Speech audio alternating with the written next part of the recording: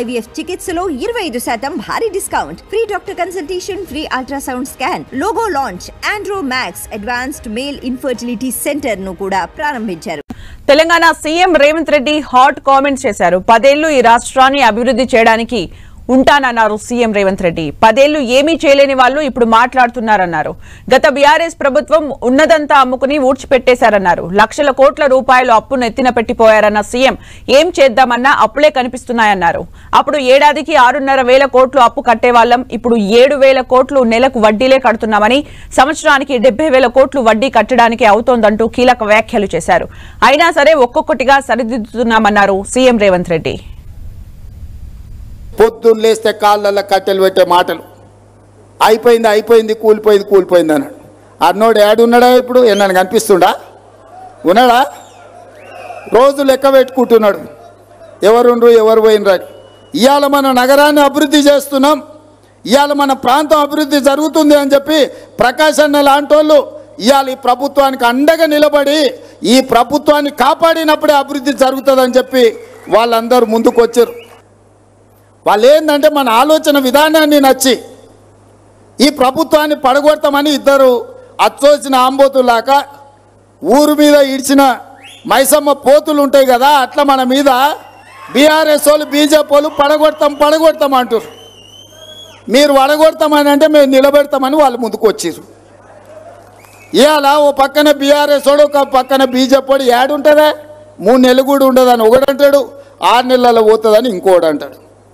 ముఖ్యమంత్రి అయినా నాకేమైనా కొమ్ములు వచ్చినాయి, నేను ఎప్పుడన్నా అట్లా ప్రదర్శించినా? రోజు పొద్దుగాల ఇంటికి వచ్చిన వాళ్ళతో మాట్లాడుతూనే ఉన్నా, కలుస్తూనే ఉన్నా కదా. చెప్పింది ఒకసారి కొన్ని అయితే కొన్ని కావు. ఇక నిన్నమన్నా అది చేయలే ఇది అలా 10 ఏళ్ళు చేయనోడు, ఉన్నదంతా అమ్ముకొని తుడిచిపెట్టుకపోయినోడు 7 లక్షల కోట్ల రూపాయల అప్పు తెచ్చి నెత్తి మీద పెట్టి దివాలా తీపించండి సంసారం. ఏం చేద్దామన్నా అప్పులు వెళ్తున్నాయి. ఏ గూట్లో చేయి పెట్టినా అప్పుల సిట్టి కాగితమే బయటికి వెళ్తుంది. పొద్దున్న లేతే పకిరోడు మన ఇంటికానే ఉంటుండు, పటాన్ మన ఇంటికానే ఉంటుండు. నువ్వు బాకీ ఉన్నావు, అప్పు కడతావా లేదా అని. ఆ ఎల్ల సంవత్సరానికి 6,500 కోట్ల రూపాయలు అప్పు కట్టేది ఉండే.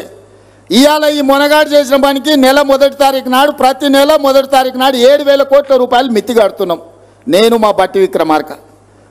సంవత్సరం తిరిగే లోపల 72,000 కోట్లు మిత్తి కట్టడానికి అవుతుందా? అసలు సంగతి దేవుడు ఎరుగు. రింగ్ రోడ్డుకి ఇంకొక RRR రీజనల్ రింగ్ రోడ్డు నిర్మించాలి అని కేంద్ర ప్రభుత్వం నుంచి అనుమతులు తెచ్చినాం.